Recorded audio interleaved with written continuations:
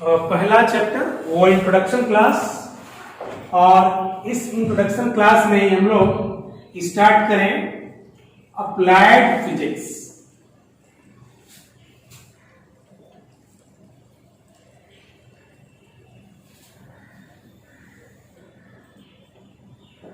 ये पहला चैप्टर है आपका अप्लाइड फिजिक्स में। आप थोड़ा सा इसको ऐसे समझें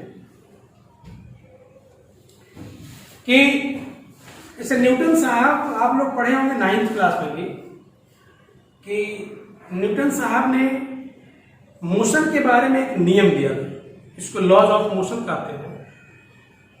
वो अगर आप सेकेंड लॉ की बात करें न्यूटन का, तो उसने कहा था, उसका जो लैंग्वेज था कि rate of change of linear momentum is directly proportional to the applied force, ऐसा उसने कहा था।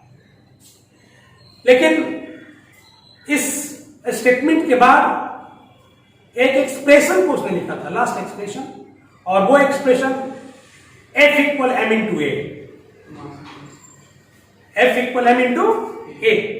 तो एक language, rate of change of linear momentum is directly proportional to applied force, ये तो लैंग्वेज लिखा गया। लेकिन फिर F इक्वल एम ए लिखने की क्या जरूरत पड़ गई?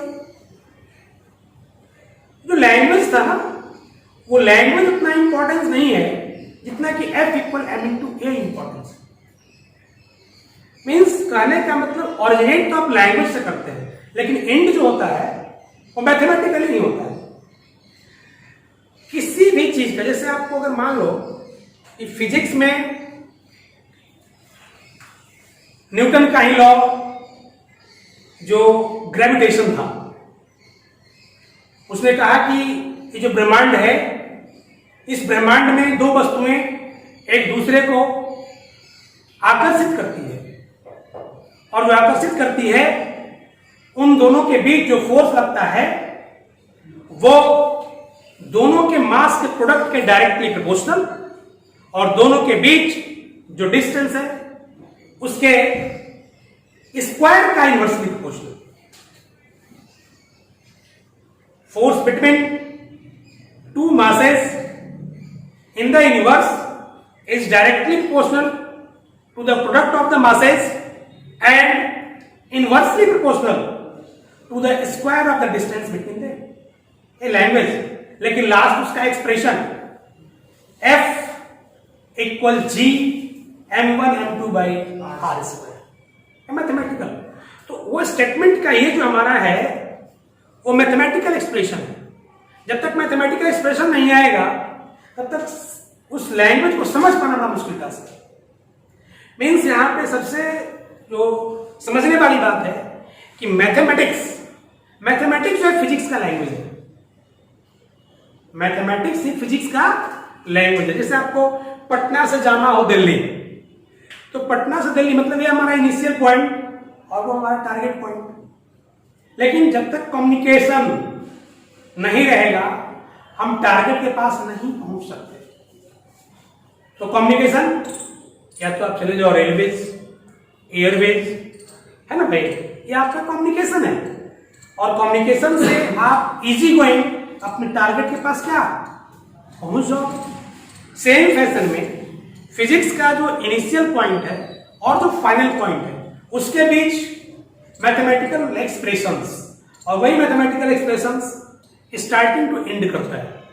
तो हम लोग यहां पे यही कहते हैं कि फिजिक्स को अगर बेहतर तरीके से समझना है, जो नेचर में घटनाएं घट रही है इसको बेहतर तरीके से अपने समझ करके दूसरों को एक्सप्लेन भी तो करना है ना, उसको अप्लाई भी करना है। तो जब तक अप्लाई नहीं करते हो वो मीनिंगलेस है। जैसे फैराडे जो है वो स्टडी किया और स्टडी करके जनरेटर बना दिया, उसका प्रोडक्शन देखो कि अप्लाइड इलेक्ट्रिसिटी आपको मिल रहा है। मैथमेटिकली उसने उसको बताया कि देखो ऐसे करोगे तो एक चीज मुझे मिलेगा। तो सारी बातों का जो कंक्लूजन है, निष्कर्ष है, वो यही है कि अगर हम बेहतर फिजिक्स जानना चाहते हैं तो इसके लिए हमको मैथमेटिक्स का ज्ञान होना बहुत जरूरी है। और जब तक मैथमेटिक्स का ज्ञान नहीं होगा हम फिजिक्स को नहीं सीख सकते, उसके टारगेट तक नहीं पहुंच सकते। तो इस चैप्टर में हम लोग जो पढ़ते हैं वो सिंपल मैथमेटिक्स जिसका फिजिक्स में हम लोग यूज करते हैं, है ना, वही मैथमेटिक्स अप्लाइड फिजिक्स कहलाता है। अभी तक आप तो मैथमेटिक्स पढ़े ही हैं 10th तक, उसको कुछ करने की जरूरत है नहीं। लेकिन होता क्या है कि यहाँ पे अप्लाइड फिजिक्स पढ़ाने के पीछे मजबूरी बन जाती है कि बच्चा 11th और 12th के मैथमेटिक्स को जानता नहीं, उसको मालूम नहीं है, और वो जो मैथमेटिक्स है उसका यहाँ पे एप्लीकेशन होता है। तो हम पूरा मैथमेटिक्स पढ़ लें और उसके बाद तक फिर फिजिक्स पढ़ें, इसका सिंपल मतलब तो यही है, जो कि पॉसिबल नहीं। तो इस अप्लाइड फिजिक्स के अंतर्गत 11th और 12th का जो फिजिक्स हमको अप्लाई होगा, जो मैथमेटिक्स अप्लाई होगा उसका ब्रीफ डिस्कशन करते हैं। और यही जो मैथमेटिक्स का ब्रीफ डिस्कशन है अप्लाइड फिजिक्स। Any problem? इसके अंदर हम लोग सबसे पहले जो स्टार्ट करते हैं, आप लोग जानते भी होंगे कुछ बात, ट्रिगोनोमेट्री हम लोग स्टार्ट करें। और ये ट्रिगोनोमेट्री जो है इसमें सबसे जो सिंपलेस्ट, सबसे जो बेसिक बात आती है वो एंगल का बात आता है, प्लेन एंगल। और जब एंगल की बात होती है तो एंगल को हम लोग प्लेन एंगल को डिफाइन करते हैं। मान लो कि हमारा इसका एक इनिशियल पॉइंट O है, ये हमारा एक रे है और रे इस पॉइंट के अबाउट रोटेट कर रही है, ऐसे रोटेट करेगी तो इसका जो टिप है वो यहां से शिफ्ट होकर के यहां पे आएगा। और जब यहां पे आएगा ये जो मुझे बनता है, आप ज्योमेट्री में पढ़े होंगे, इसको हम लोग आर्क बोलते हैं और इसको हम लोग रेडियस बोलते हैं। ये आर्क और रेडियस, इसका जो रेशियो होता है इसी को हम लोग एंगल बोलते हैं। मीन्स आप लिख सकते एंगल इक्वल, एंगल को हम लोग रिप्रेजेंट करते हैं, थीटा से कोई करे, कोई फाई से करे, मतलब ये रिप्रेजेंटेशन का तरीका है। और एंगल इक्वल आप लिख सकते हैं बड़ा सिंपल तरीके से, आर्क बाई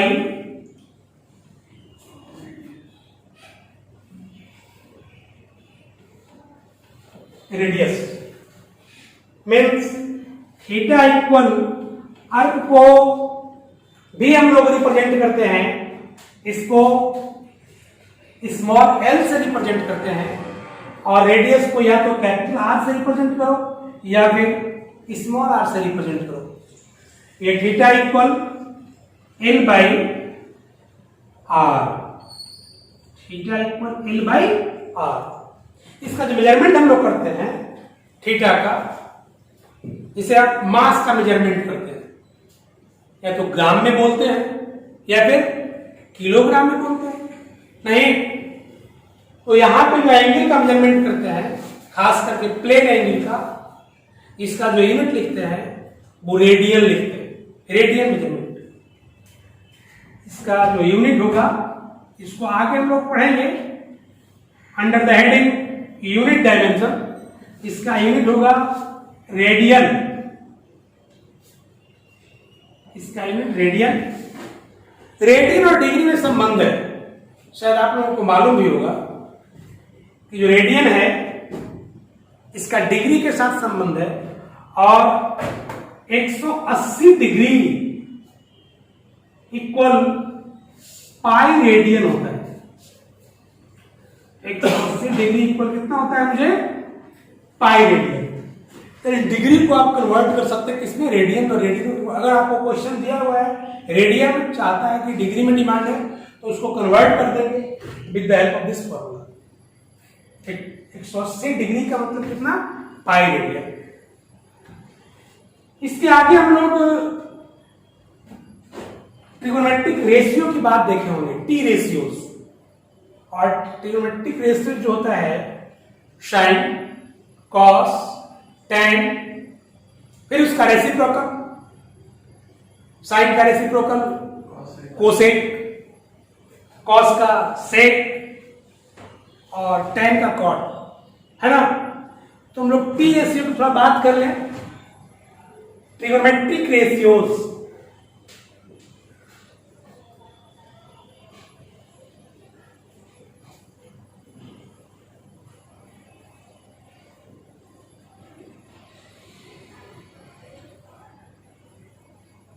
फर्स्ट, ये जो भी होता है एक्यूट एंगल के लिए, आप एंगल पढ़े हैं, acute angle, right angle, obtuse angle, ये जो भी हम लिख रहे हैं टी रेशियोज, वो किसके लिए, एक्यूट एंगल के लिए। फॉर एक्यूट एंगल लिखते क्या, फॉर एक्यूट एंगल, हम लोग एक्यूट एंगल के लिए पढ़ेंगे इसको। और तब आपको एक चीज चाहिए जो आप लोग जानते होंगे शायद,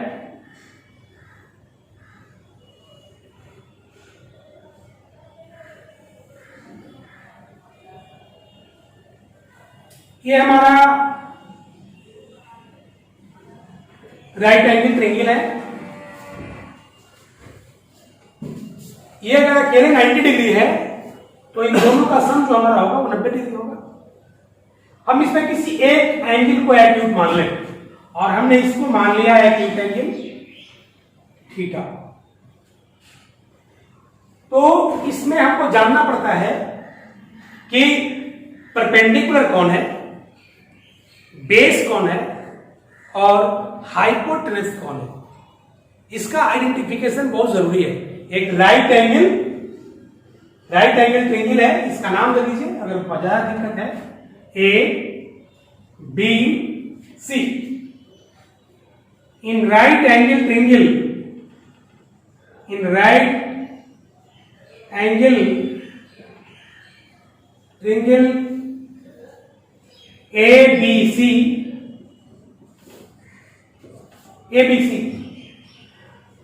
हमें जानना है भाई कि ए बी को क्या बोलेंगे, बीसी को क्या बोलेंगे, एसी को क्या बोलेंगे। Do you know about this? A B क्या है? ए बी हमारा परपेंडिकुलर है। All of you are agree? हाँ, ए बी परपेंडिकुलर होगा, बीसी परपेंडिकुलर होगा, दोनों हो सकता है। दोनों हो सकता है। यस, वो देखने का तरीका है। और देखने का तरीका है, परपेंडिकुलर कोई भी हो सकता है। यस सर, सिर्फ कर्ण हमेशा कर्ण होता है, कर्ण का भी नहीं बदलता और परपेंडिकुलर बेस बदलता है। हाइपोटेनस को कैसे हम लोग आइडेंटिफाई करते हैं? इसमें कौन हाइपोटेनस होगा? इसके लिए क्या सीखे हैं आप लोग? A B plus B C बराबर ए सी।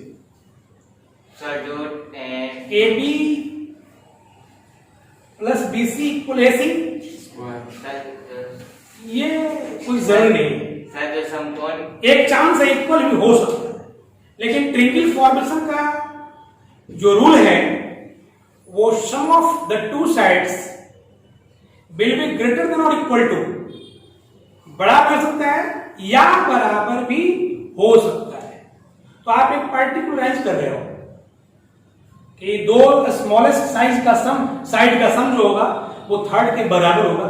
ये कोई जरूरी नहीं, हो भी सकता है बड़ा और बराबर, ये बोले जनरल बात होगा, है ना। तो यहां पे जो आइडेंटिफाई करने का जो आपको तरीका सिखाया गया है इसमें स्पष्ट है 90 डिग्री की जो सामने साइड होगा वो हमारा हाइपोटेनस कहलाएगा। 90 डिग्री के सामने ये हमारा हाइपोटेनस कहलाएगा। कहीं भी रहे तो 90 डिग्री है, इसके सामने हमारा ये है, तो ये हाइपोटेनस हो गया। मीन्स एसी जो हो चुका वो हाइपोटेनस है।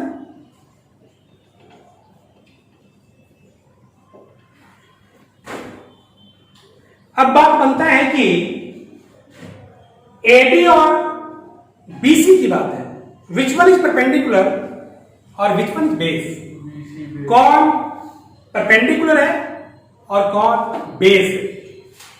तो यहां पे एक्यूट एंगल ऑलरेडी डिफाइन हम कर चुके हैं।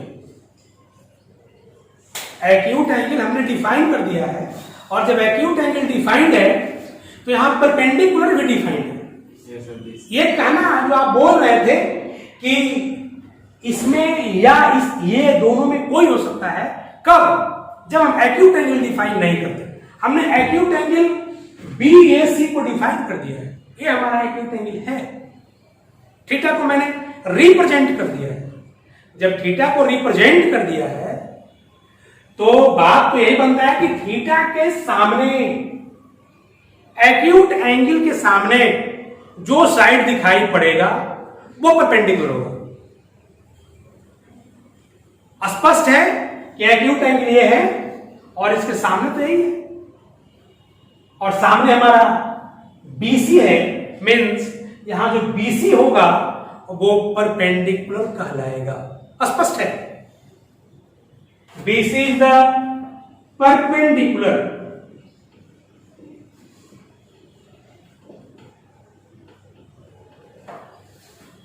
और जब बच गया वो तो स्पष्ट है कि बेस होगा। जब दो चीज मिल चुका मुझे, एक हाइपोटेनस, दूसरा परपेंडिकुलर, तो रिमेनिंग साइड बेस कहलाएगा। तो रिमेनिंग बच कौन गया भाई? तो बच गया ए बी, तो ए बी जो हो गया वो हमारा बेस कहलाएगा। हम लोग सुविधा के लिए इस बेस को एब्रिविएट करते हैं, स्मॉल बी से रिप्रेजेंट करते हैं। इस परपेंडिकुलर को पी से रिप्रेजेंट करते हैं और हाइपोटेनस को स्मॉल एच से रिप्रेजेंट करते हैं। कहीं कोई दिक्कत? यह हमारा आइडेंटिफाई करने का तरीका है कि अगर कोई राइट एंगल ट्रायंगल दिया हुआ है तो उस राइट एंगल ट्रायंगल में अलग अलग साइड है, 3 साइड है।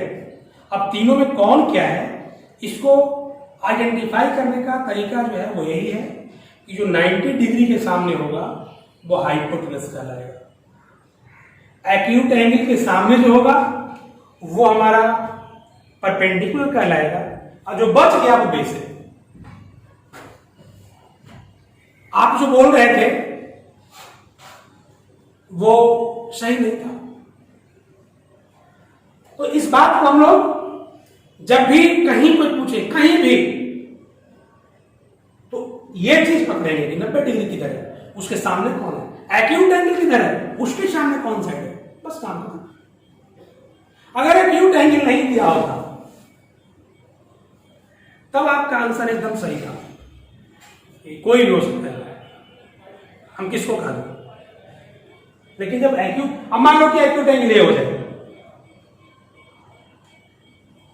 तो थीटा के लिए दूसरा एंगल मान लो कुछ फाई, तो अगर फाई के लिए देखेंगे तो ये तो वही रहेगा, रिमेन्स अनचेंज रहेगा हाइपोटेनस, परपेंडिकुलर क्या हो जाएगा, बदल जाएगा, और तब हमारा ये हो जाएगा परपेंडिकुलर और ये हो जाएगा बेस। अगर ये एंगल की बात करेंगे तो जब इसकी बात कर रहे हैं तो हमारा ये होगा। इसमें एक पाइथागोरस का थ्योरम आप पढ़े होंगे और शायद 10th में एक थ्योरम था प्रूफ करने के लिए, और आप लोग सक्सेसफुली प्रूफ भी किए होंगे। वो थ्योरम बड़ा सिंपल थ्योरम है। ये कहता है कि H square is equal to P square और plus B square. Pythagoras theorem लिख देते हैं इसको।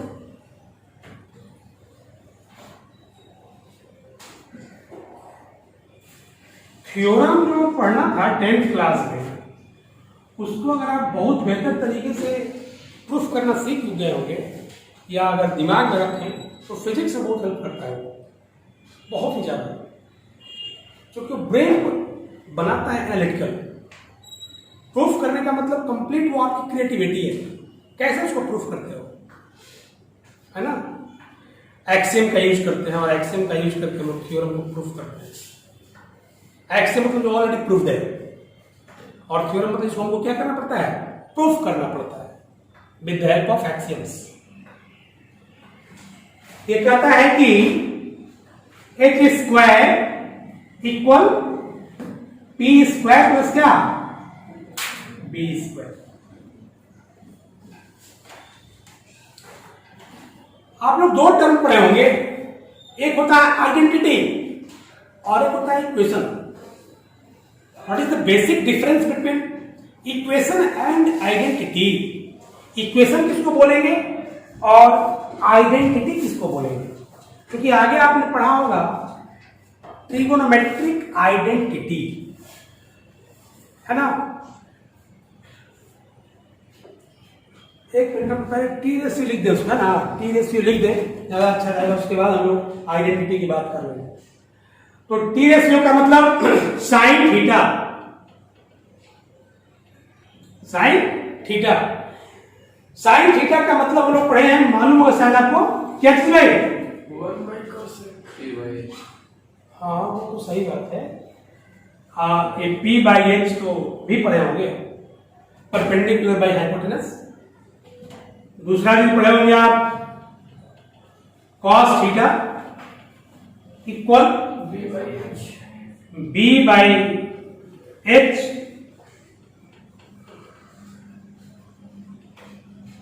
Ten theta equal P by B.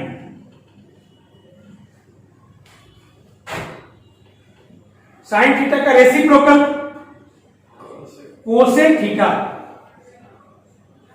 H by B, H by P.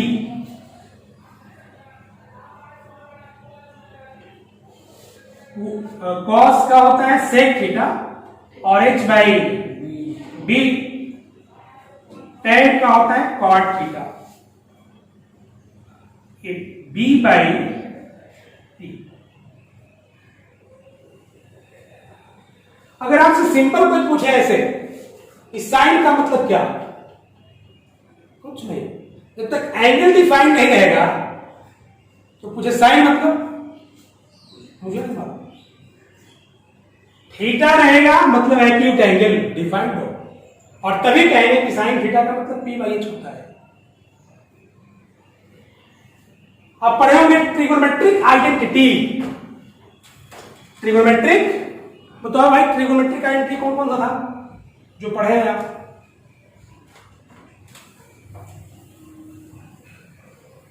Trigonometric identity आपने पढ़ा होगा।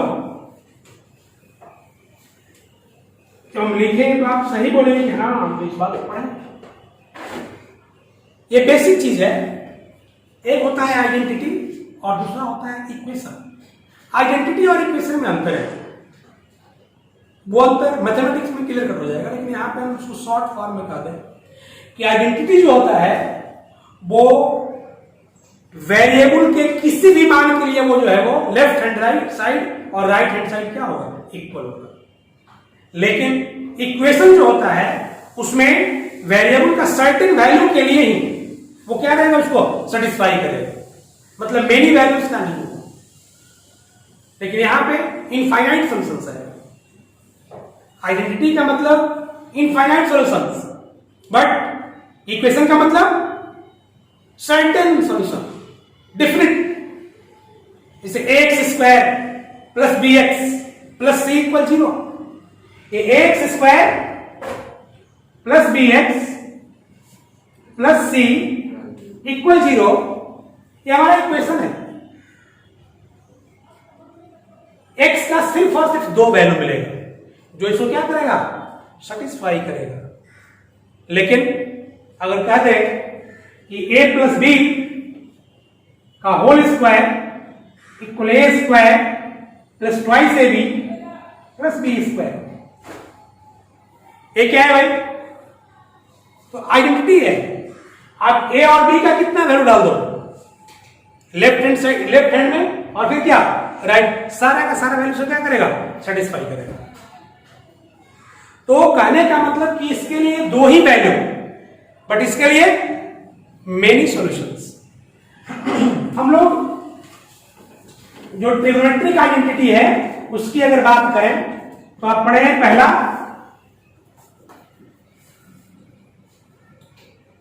Trigonometric identity.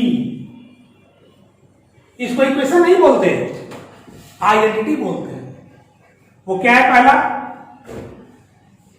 Sign square theta plus cos square theta equal 1।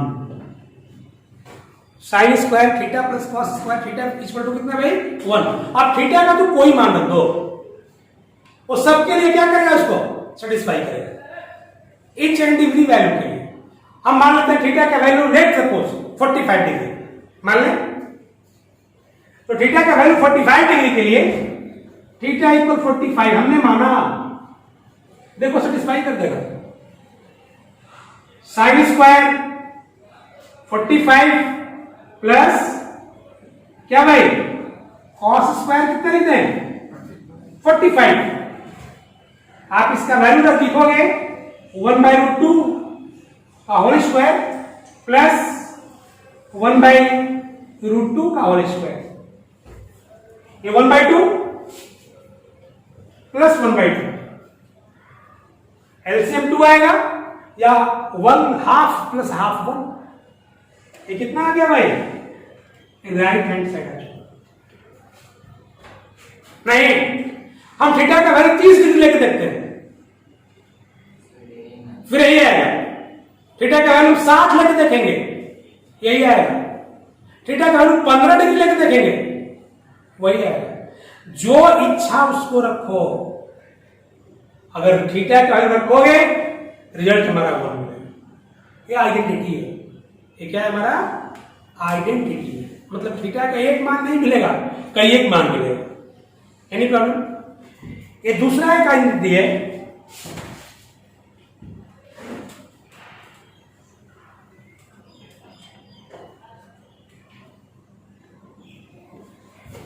Sec square theta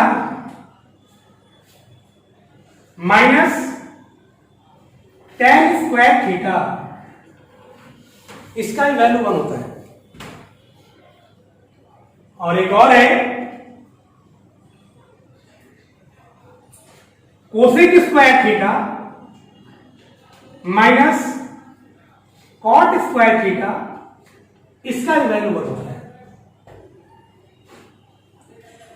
These are 3 trigonometric identity. ये 3 जो है हमारा trigonometric identity है, इसको आप प्रूफ कर सकते हैं। हम लेफ्ट हैंड राइट साइड लेके चलेंगे और राइट हैंड साइड के पास पहुंच जाएंगे। नहीं, इसको देखिए, हम एक प्रूफ 3 में से किसी एक को प्रूफ करें। देखिए, हम 3 में से किसी एक को, जिसको कहिए, सेकेंड या थर्ड या फर्स्ट, जो कहो मैं इसको प्रूफ करता हूं। करें सेकंड को, देखो सेकंड को प्रूफ करते हैं।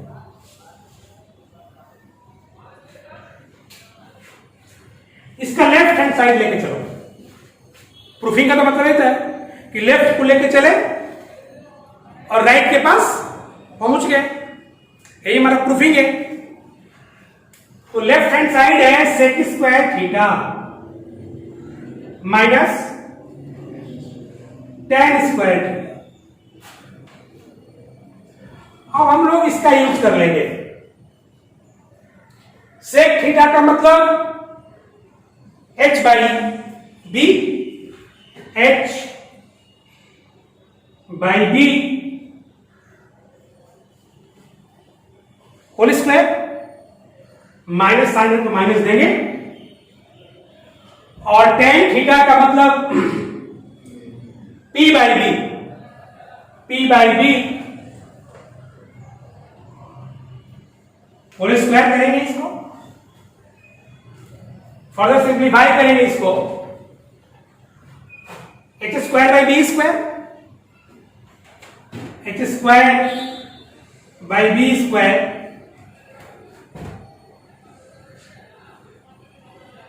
Minus P square by B square. ये बी स्क्वायर हम एलसीएम में लेंगे तो यहां पे एच स्क्वायर माइनस कितना आ गया पी स्क्वायर, और H square minus P square अगर पाइथागोरस का यूज कर लें तो बी स्क्वायर, ये B square divide by B square, ये कितना आ गया भाई 1। राइट हैंड साइड के पास पहुंच गया, ये हमारा राइट हैंड साइड। उसी तरीके से आप किसी को प्रूफ कर सकते हैं।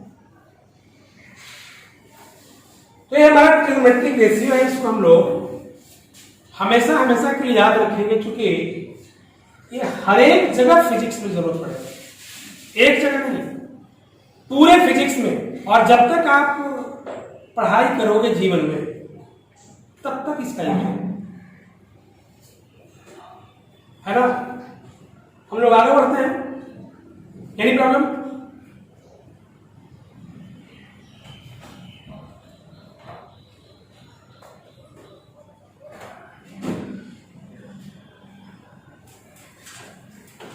आप लोग जो ट्रिग्नोमेट्रिक रेशियो है उसमें 90 डिग्री तक के वैल्यू को आप जानते हैं क्या? Sine 0 0, sine 30 1/2, sine 45 1/√2, sine 60 √3/2, sine 90 1। लेकिन आपसे पूछे साइन 120 डिग्री का वैल्यू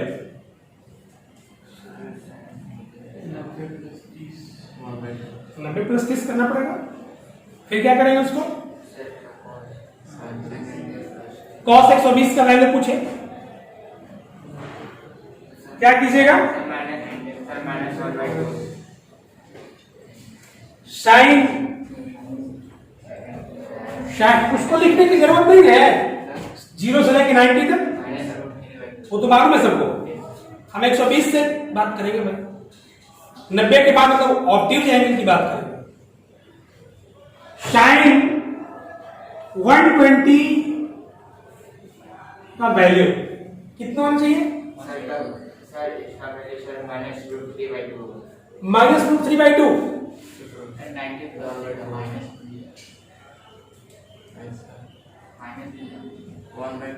आप क्या बोल रहे थे इसको? इसका सर cos 120 का -√3/2।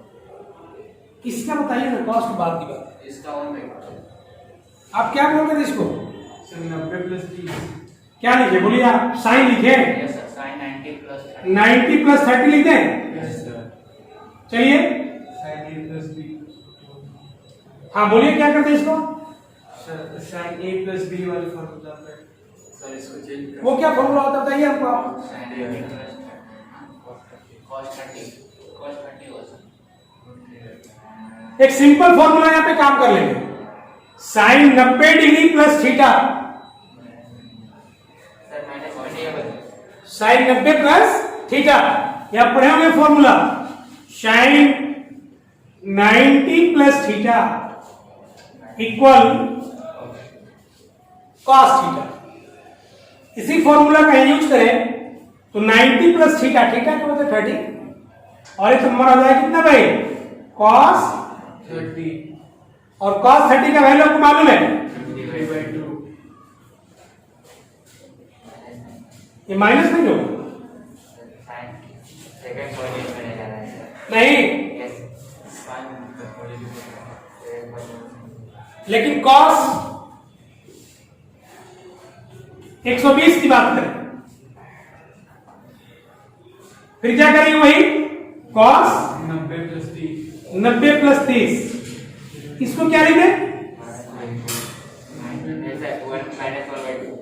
कितना लिखे इसको? 90 + थीटा। हाँ तो क्या करें? Minus cos 30 minus minus cos,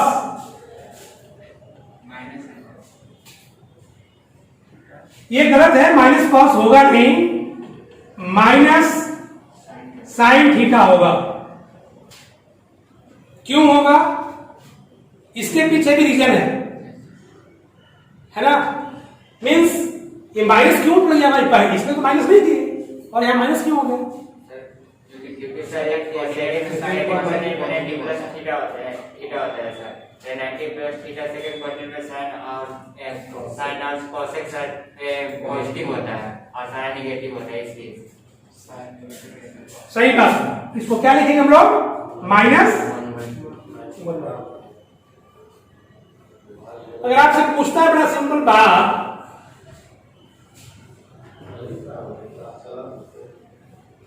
sign 210 degree का वैल्यू,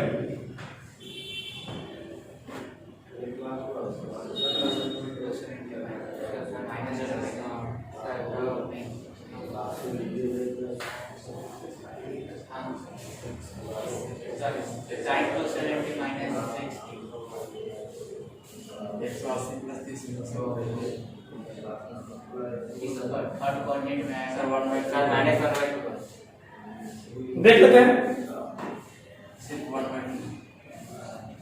साइन क्या लिखे इसको? 180 प्लस 30, या और भी कर सकते इसको, साइन 270 माइनस, कोई बच्चा इसको इतना लिखे या इतना लिखे, बात तो बराबर है। इसका यूज करोगे या इसका यूज करोगे, रिजल्ट सेम आएगा। अब यहां फॉर्मूला है कि साइन 180 डिग्री प्लस थीटा क्या होगा भाई? साइन 180 डिग्री प्लस थीटा का वैल्यू आप पढ़ेंगे साइन 180 प्लस थीटा, इसका जो वैल्यू होता है ये होता है माइनस साइन थीटा। ये थर्ड क्वाड्रेंट का एंगल है और थर्ड क्वाड्रेंट में जो साइन होता है वो नेगेटिव होता है, और इसको लिखेंगे माइनस साइन 30। वैल्यू कितना भाई? माइनस। तो कहने का मतलब हमको है कि इसमें जो वैल्यू निकालने में दिक्कतें आ रही है, किस क्वाड्रेंट में कौन पॉजिटिव होगा और कौन नेगेटिव होगा। अगर ये जान जाए और इस जो फॉर्मूला सिंपल है सब है, sine 180 plus theta, cos 180 plus theta, ये सारा फॉर्मूला को जान जाए तो ये सारे वैल्यू को निकालना हमारे लिए क्या हो जाएगा? बहुत ही आसान हो जाएगा। तो इसको हम लोग सीखेंगे निकालने के लिए। इसके पहले हम लोग क्या करेंगे कि क्वाड्रेंट का नॉलेज और क्वाड्रेंट में कौन टी रेशियो पॉजिटिव होगा और कौन टी रेशियो नेगेटिव होगा और कैसे हो, अगर है तो वो कैसे नेगेटिव है या कैसे पॉजिटिव, इस बात की चर्चा करेंगे। उसके बाद जो है हम लोग फर्दर आगे देखते हैं, ठीक है।